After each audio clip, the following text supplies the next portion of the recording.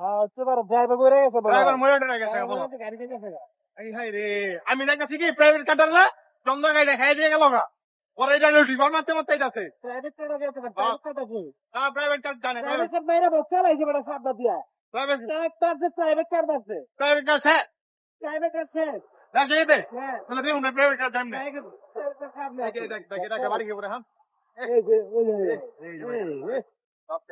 মানুষ লুপে পড়লো সব। কি আপনার কি মনে হলো কোনো নাটক সিনেমার শুটিং দেখছেন? কিন্তু না, এটা কিন্তু কোনো নাটক সিনেমার শুটিং না। এটা হলো আমাদের বরিশালগামী একটি বাসের চিত্র। এই বাসটি অ্যাক্সিডেন্ট করেছে মাওয়া এক্সপ্রেস হাইওয়েতে। বাসটির যে ছাদের অংশ খুলে ঝুলে পড়েছে অ্যাক্সিডেন্ট করে। সেই আহত যাত্রীদেরকে নিয়ে বাস ড্রাইভার বাসটি না থামিয়ে এভাবে আরো কয়েক কিলোমিটার সেইভাবেই চালিয়ে গেছে।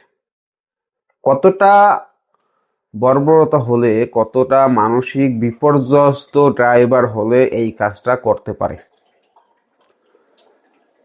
বাস অ্যাক্সিডেন্ট করে ছাদ খুলে গেছে, সেই বাসটি ভিডিও চিত্রে আপনারা দেখলেন। সেই বাসটিকে সে আরো কয়েক কিলোমিটার ওই আহত যাত্রী নিয়ে ওইভাবে চালিয়ে গেছে। এর বিচার তো করা উচিত, আসলে এর বিচার অবশ্যই করা উচিত।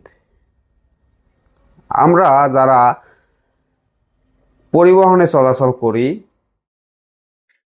একটা বাসে যদি 30 জন যাত্রী হয়, 40 জন যাত্রী হয়, তার সম্পূর্ণ নিরাপত্তা থাকে একজন ড্রাইভারের হাতে, সম্পূর্ণ নিয়ন্ত্রণ থাকে তার হাতে। সে যদি হয় মাতাল উম্মাদ, তাহলে কোথায় যাব আমরা? কিভাবে আমরা চলাফেরা করব? কিভাবে আমরা দূর দূরান্তে যাব?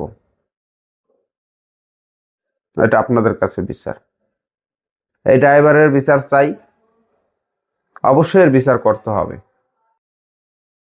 সকল ড্রাইভারদের কাছে, গাড়ি চালক ভাইদের কাছে অনুরোধ যে আপনারা গাড়ি চালাবেন, মনে রাখতে হবে যে আপনি স্টিয়ারিং যখন বসবেন তখন ওই গাড়ির ভিতরে যত যাত্রী থাকবে তার নিরাপত্তার দায়িত্ব আপনার। আপনি কিভাবে তাকে নিরাপদে পৌঁছে দিবেন সেই দায়িত্ব আপনার। এতটুকু খেয়াল রাখবেন।